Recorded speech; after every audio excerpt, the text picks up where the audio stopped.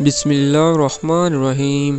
السلام علیکم دوستو، امید کرتا ہوں آپ سب دوست خیریت سے ہوں گے۔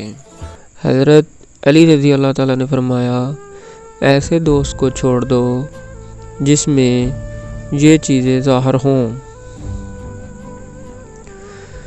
100 دوستوں سے وہ ایک دشمن اچھا ہے جو دل میں نفرت تو رکھتا ہے لیکن منافقت نہیں۔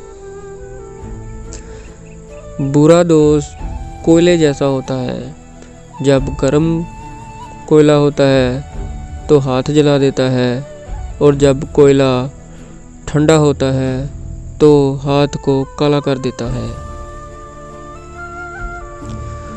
اس کو دوست مت بناؤ جو کسی محفل میں آپ کو شرمندہ کرے، خواہ وہ مذاق ہی کیوں نہ کر رہا ہو۔ منافق دوست اور سائے میں کوئی فرق نہیں ہوتا، دونوں روشنی میں آپ کے ساتھ ہوتے ہیں اور اندھیرے میں غائب ہو جاتے ہیں۔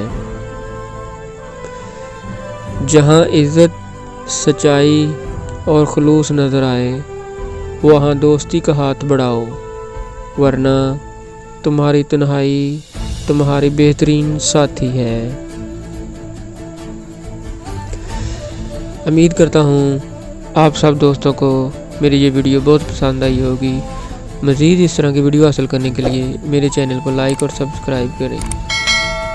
شکریہ، اللہ حافظ، السلام علیکم۔